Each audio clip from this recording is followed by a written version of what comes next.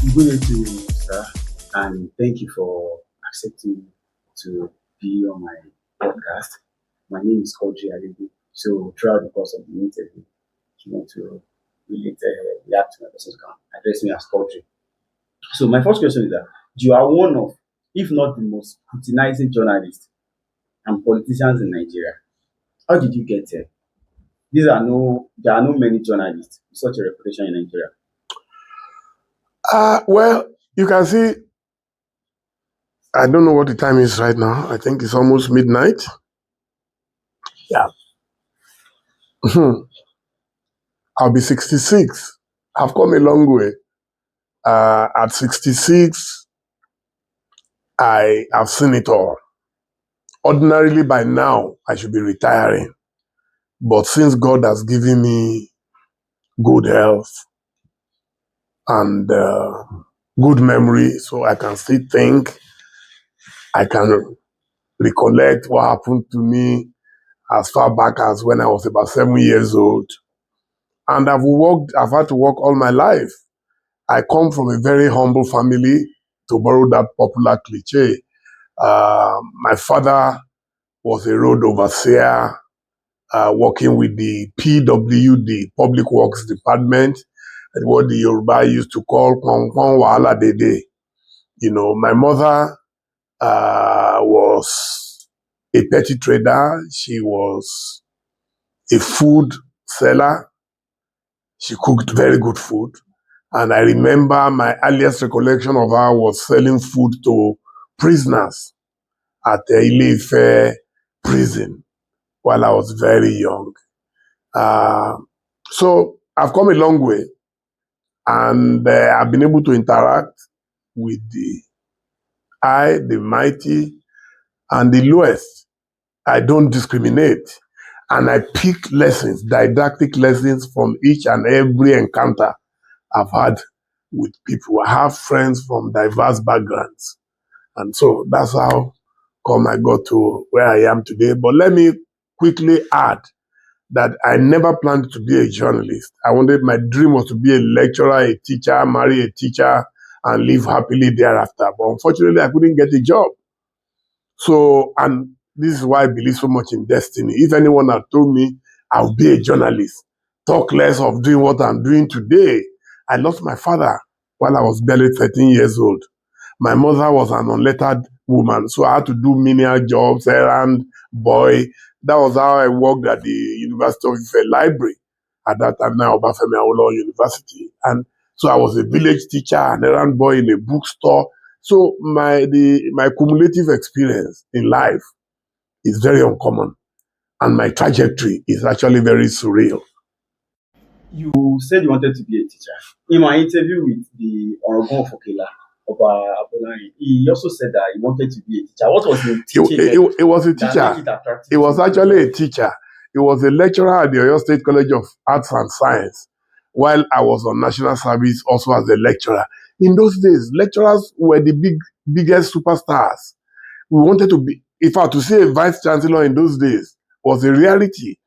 They were like governors, like presidents, the Onwume Chilis in Ife in those days, the Wade Bolas, the Ojetunji Aboyades, the Wale Omoles. These were superstars. Lecturers were driving brand new Mercedes Benz, Santana. Santana then was very popular, Volkswagen Santana, So you want to be like your heroes. They are our heroes. We saw a Wole Soyinka. Wole Soyinka was a teacher when I was a student. And they invited lecturers from all over the world to teach us. We had Professor Okot Bitek from Uganda, the author of Song of Lawino. We had David Rubadiri from Malawi. We had people from diverse backgrounds, and so that fired our imagination that, okay, we too can become superstars like that. And there's nothing as exciting as imparting knowledge in the younger ones. Before we come back to you, you described teaching in a glowing manner now. Then what changed to teaching profession in Nigeria? Because they became impoverished. People, I mean, if you can't earn a decent living from your career, why would you want to continue? I would have preferred to be in Ife for the rest of my life, being a professor, become a professor emeritus and all that. But we couldn't earn a decent earning from it. And so, like all young men who were adventurous in those days, I had to go to Lagos in search of greener pastures.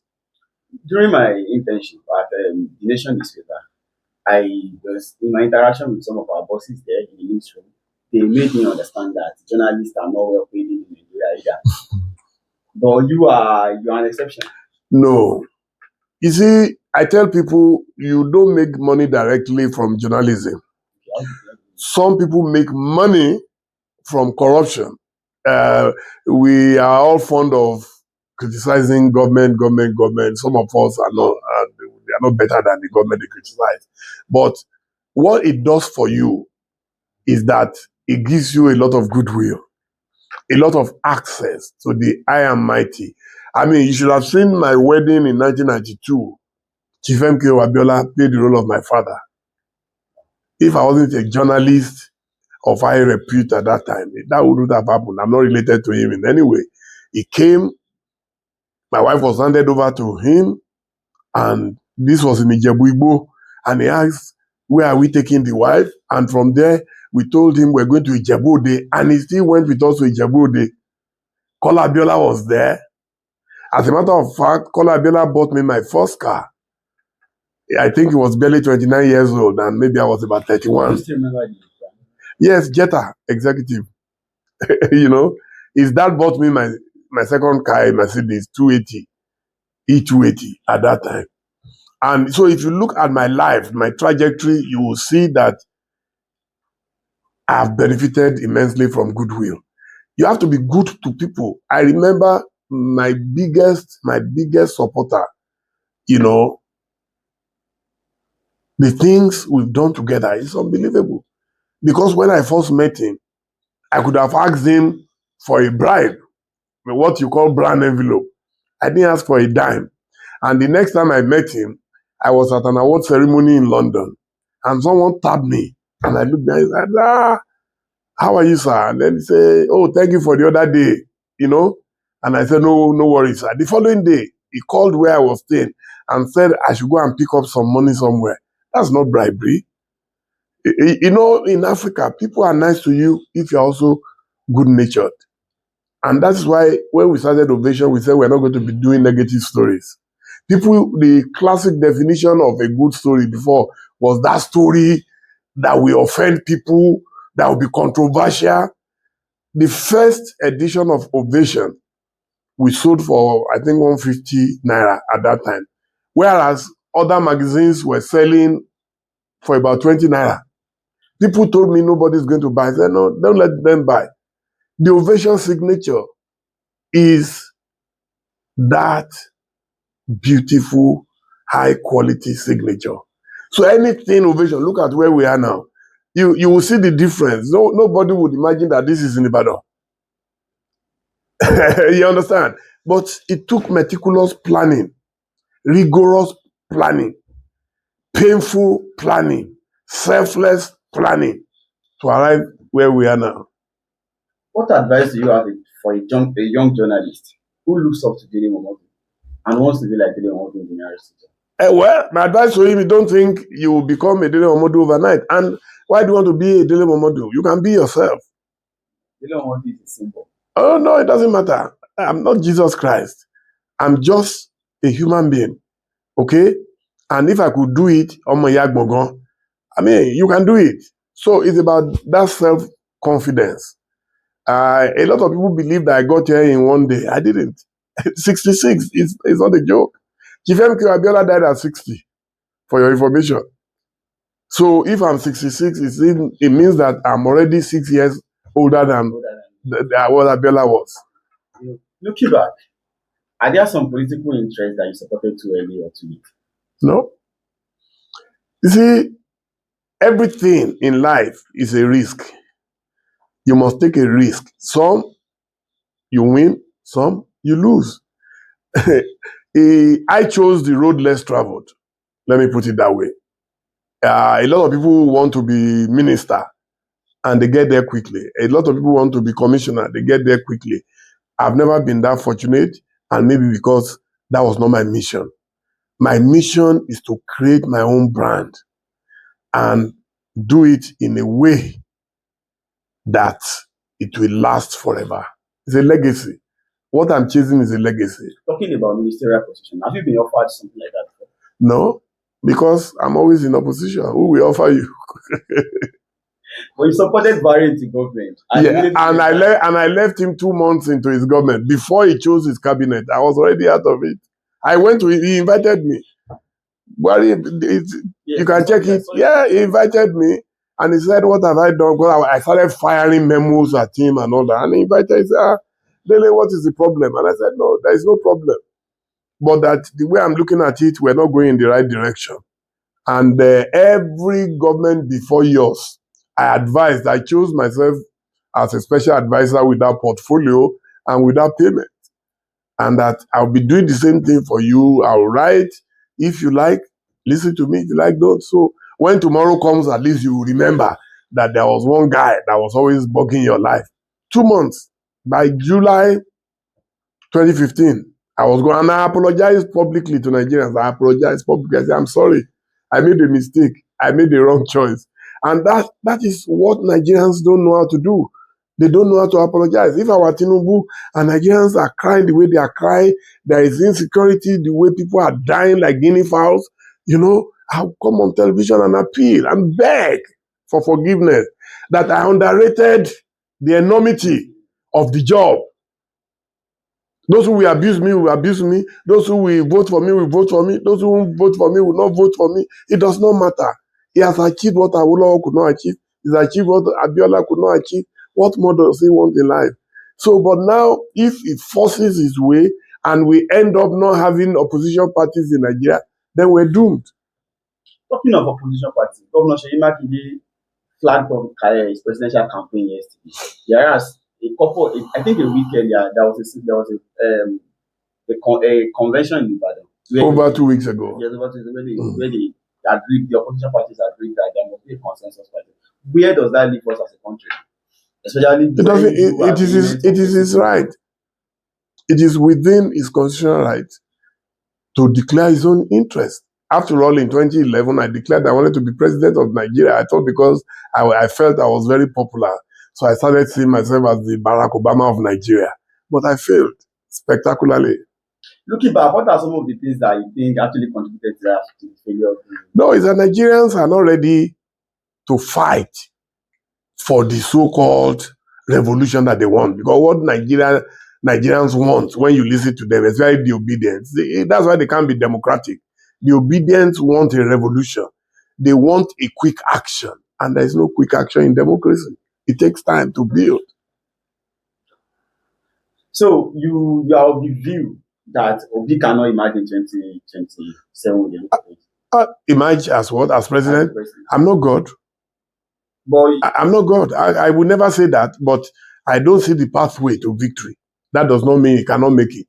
The last time too, we said, it will be difficult for him, but there are certain circumstances that connived and conspired to give him the boost that he had. What do you think are the determinant factors for emerging as president? The first is ethnicity. There is no question about that. The first is ethnicity. Ethnicity, the second is religion. The third, which oscillates between the two, is a lot of cash. So if someone doesn't have enough money, it doesn't mean your own personal money. It's because of the nature of Nigeria. In America, people make contributions. People contribute. Even as rich as Donald Trump is, he still asks for donation. Nigeria is the only place where people say, do you think this is ovation? You cannot do this, you can't do that. It's not ovation. No. You can become a president if all the forces align and queue behind you. Before we get further into politics, you were saying something about you enjoying being an opposition leader. Why? What do you find attractive in opposition? Because there must be a sacrificial lamb in every country. We had a Nelson Mandela in South Africa. We had an MKO Abiola in Nigeria. We had during the Mau Mau struggle in Kenya, we had Jomo Kenyatta, we had Ojinga Odinga. In Zambia, we had Kenneth Kaunda. So everywhere you would have people who would be like sacrificial lambs who are ready to suffer for the general good of all of us. So that's what you find attractive in it. I find it very attractive. MK Abiola, imagine how wealthy he was. He was my adopted father. He died in detention. People say, oh, maybe if he didn't go into politics, he would be alive. Who knows? Who knows? Talking about MK, what do you think are some of the mistakes MK will make? I don't know of any. There are mistakes in life, but they are personal to each and every one of us. I mean, in his He presidential did everything he needed to do, but it was just not his time. So, because I'm trying to understand, in one of my lecturers, I believe you know Dr. Bisi Olawumi, he was Washington DC correspondent for News Agency of Nigeria at some point. He told me that during Chief MK Abiola visitation to the US, he used to advise him that he shouldn't be vehement on seeking foreign support for his aspiration, but he eventually got the condoleezed him to Nigeria and former UN Secretary General of Ghana came to him and eventually died. So Kofi Annan. So, and he felt perhaps he was too engrossed in seeking foreign support. That's not true. He was home until they pushed him out after the Ekpetedo declaration. So, and they were going to charge him for treason. And he took off and ran away. I was in detention then in Alagmo. And I was in detention when news reached me that Baba had left Nigeria. And he said he would go to the US. He went to the US. He reached out to people. There is nobody who fights alone. The foreigners have their investments in Nigeria, and they don't want those investments to go up in smoke. So you have to go and tell them and give them the implication of what will happen if they keep quiet and not do what is right. Having interviewed and interacted with the biggest of the politicians in Nigeria, what do you think is a common thing that Nigerians don't know about their leaders, but they should know? Well, is that it's all about interest. Today, you see this one is in PDP, that one is in APC, then tomorrow they exchange. At the end of the day, you are the only one who can know your mind. So that's why I don't take too many things to heart. I just do what I believe is right. And I move on with my life. How do you deal with people who feel Dele Momodu is doing this because I understand you used to be very close to Asiwaju. In fact, I've read this in a couple of books, your relationship during the June 12th struggle. And in 2018, you came gun blazing, I think, when Akinwumi Ambode's second time aspiration was rejected by the leaders of the APC in Lagos State. So how do you reconcile that, being an insider and also writing an open letter against the set of people that you are friends with? Well, my attitude to life is different. I place my country above friendship. A lot of people in my shoes would not have chosen the path I chose. That's why I told you that I like to travel the road less traveled. So I'm not your regular person. I walk as assiduously as possible. I relax when I need to. I interact, I mingle. But the fact that you are talking to me now does not mean tomorrow if I feel you've done something wrong, then I cannot put a call to you and say, no, what you did was wrong.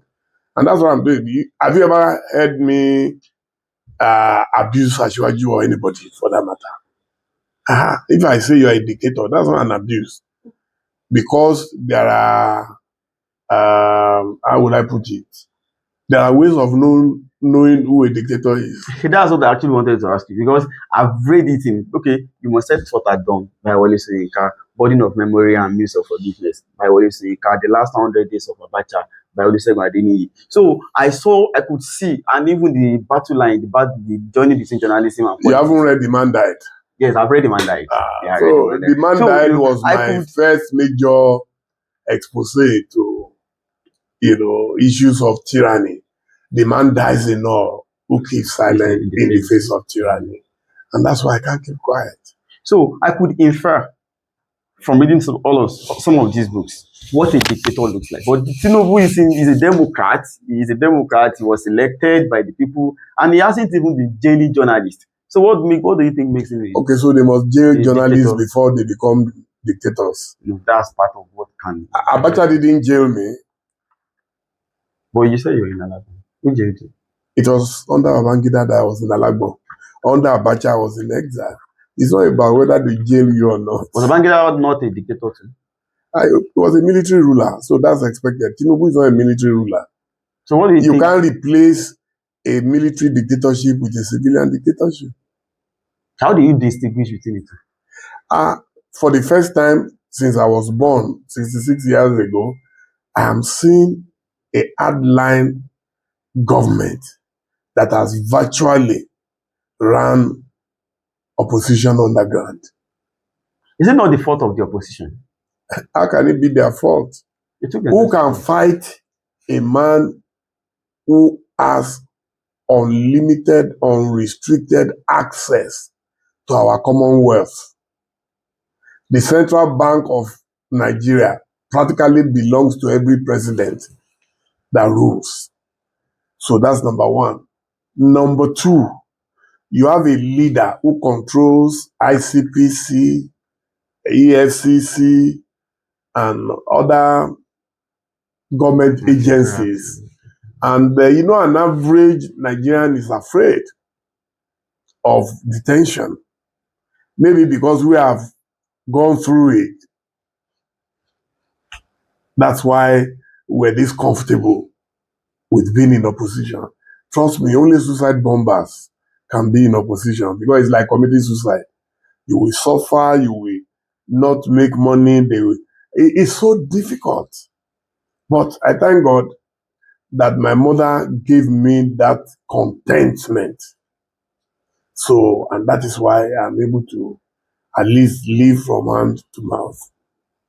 Okay. So if you call Tinubu a dictator, and we have the likes of Wike in PDP, who are helping sabotaging the opposition, is that the fault of Tinubu that the oppositions are being, should I say, lackadaisical with what they are supposed to be doing? Well, I know you are playing the devil's advocate. That's fine. It shows you are a smart journalist. Truth of the matter is that the Wike that you've mentioned is a very good example of dictatorship. President Tinubu said Wike himself, Tinubu said Wike is the leader of PDP. Tinubu is not a member of PDP. Tinubu said Wike is the leader of APC. Wike is not a member of APC. Is that not confusion? When a leader, a president, will sell an entire state, declare the state of emergency in a state where there was no fight, nobody shot anybody. He did not declare the same state of emergency in Borno State. He did not do it in Kebbi, in Zamfara, in Niger, in Kwara, where they've been killing people, but declared it.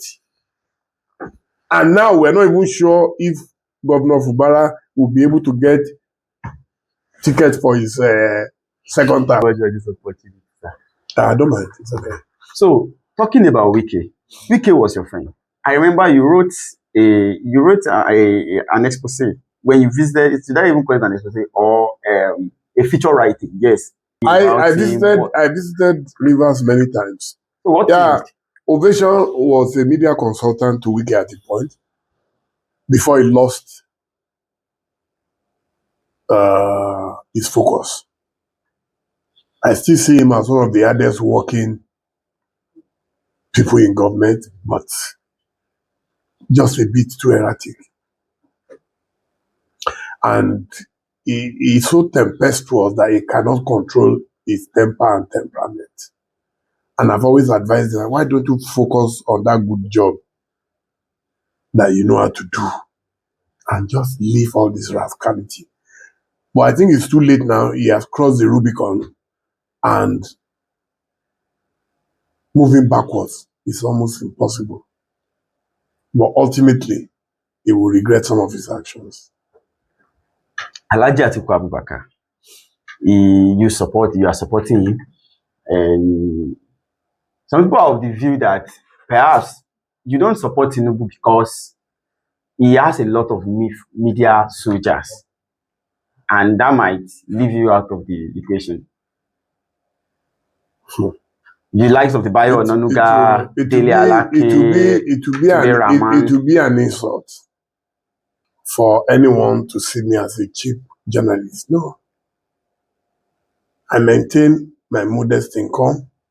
The people you mentioned were my senior colleagues at Concord, Dele Alake, Bayo Onanuga, and a few of them. So, and they know me that I joined Concord newspapers in May 1988.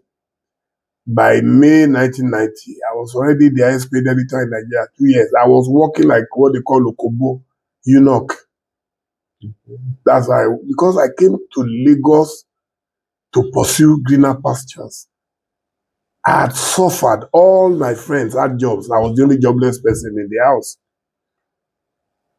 Every morning I'll wake up and I see my friends are going to work. I had nothing to do. My mattress was there on the floor. At 10 a.m., if you enter my room, I'm there, sleeping and snoring. But God turned everything around because I put in my heart, I put in my blood, I put in my sweat, I put in everything. If you could advise a Dele Momodu of 1987 or a Dele Momodu of April 1988 before you got the job in May, what would you tell him? What would you tell him? Is that don't ever give up. That's one of the things I admire in Atiku. When people say, oh, why do you like Atiku so much? I say, it's not about money. He doesn't have 1% of Tinubu's money. So if money was now good directly to Tinubu, now why should I be going round and round in circle to look for money? You know, I mean, when you see a man at nearly 80, stubbornly pursuing his dream, I would recommend such a person to younger people. God, nowadays, everybody is in a hurry. Everybody wants it now. No, you don't need to rush anything. Don't you think what Alhaji Atiku Abubakar is pursuing is a fulfillment of personal interest? Which interest is not personal in life? I mean, perhaps it is for him to accomplish one of his wishes or his life goals. Because what do you think Atiku Abubakar wants to do differently from what Tinubu is doing? Plenty. You saw him when he was working with President Obasanjo. You could see the difference. Even the caliber of it. Look, tell me how many people you know in Tinubu's government that you can liken to Okonjo-Iweala, Obi Ezekwesili, you know, at that time, Lamido Sanusi, El-Rufai. These were intellectual giants. Today, if you ask me to name half of Tinubu's cabinet, I will not know their names, and I'm not being funny. Is it because they are not up to task or because they don't? I don't know. Maybe they lack capacity. Maybe they are colorless. I don't know. I don't know how to describe them. Nigeria deserves better. This is one of the greatest countries on earth. Nigeria parades some of the most brilliant, most intelligent, most hardworking human beings on earth. So how did we end up with these? Sorry, I don't want to call them mediocre. Let's leave Tinubu aside. Let's go back to MKO Abiola. MKO Abiola and Chief Mike Adeniga Jr. You know, your writings have been quite resourceful for people like us to get access into what their world looks like. I would like you to describe like Adenuga, in a way that people of nowadays can get to people of my age and below can get to understand it, because nowadays I think it's even the third richest and no longer the second richest. And when I read your articles, you are always insisting that it may even be the richest Nigerian. Well, Dr. Adenuga is one man I know who is not interested in who is richest or not. There are others who may enjoy it, but he doesn't. He prefers to live, as he says, under the parapet. Uh, and if you have money, you get to a stage in life where it doesn't matter whether you are number one or number two. The most important thing is that whatever you need, you can afford. That's what we call money. And then a lot of people don't realize when they say somebody is the richest, you also look at his exposure, his liabilities to the banks. So these are things that I knew as a young man working for Quadri Adegun II from 1985 to 86. I've been very fortunate to have worked with who is who in Nigeria, and I met and interacted with them. So I know that money is not cash. Okay. Money is more of asset. When they say you are a billionaire, you might not have 1 million in your account. There are times I don't have 100,000. As I'm sitting down here right now, I'm owing my driver. Not because I don't have money. I'm owing my driver and I must pay. I'm owing money on tickets, air tickets to fly, to travel. I'm saying it publicly. I have a woman who handles my flights. So that's what they call wealth. The woman will not release tickets to me if I was not credit worthy. So if you are an Aliko Dangote, an Adenuga, and Samad Rabiu, you go anywhere you need it. You don't even need to leave your office. They will bring it to you. And if you say you don't have money, they even beg you to take more. That's what they call credibility. I have street credibility. So when I write about them, MKO and all of them, it's because they had that street credibility. Anybody will want to do things for them. If you know this event I'm doing now, how many people have sent me drinks? How many people? A man that I don't even know sent me a cow. That's wealth. It's not how much you have. It's what you are able to do with what you have. But Nigerians believe so much in cash and carry. In no particular, no, okay, well, there's actually a particular order, because there's no way I will pair you with Duke Nduka Obaidina. But there are three of you that I admire a lot. And what sets you apart? What are the three? Yes, Nduka Obaidina, Chief Dele Momodu, and Olusegun Adeniyi. There are others I haven't mentioned. Where is John Momo? I mean, in print media, actually. No, it's not just about it. Unuka is also into electronic media. But that's where he started. No. Okay, he didn't start as a writer. Who? Unuka. He started as a writer, but what I'm saying is that if talking about journalism is journalism, it doesn't matter whether broadcast or. When I read your articles, especially Olusegun, since you rested the pendulum, there's this way that there's this nuance that he brings into his writings. He is a born writer. Sheikh is a born writer. You can't take that away from him. And it's been a very serious and focused writer. He went into government, he didn't lose his head, and he came back. A lot of people, when they go like that, they perish. But he is still standing. How do you advise someone who is looking up to someone like him to stand, to do? What do you advise to do? It's tough because what happened to me in my time may be different from what is ongoing at the moment. What do you have to say for the Nigerians? I don't know. Oh, is What do you that think we they should should look out stand for? firm What do you- and defend democracy. They should stand firm and defend democracy. They must stand firm. Whether you love Tinubu, you hate him, defend your country. It's not about friendship. It's not about family affair. Defend your country.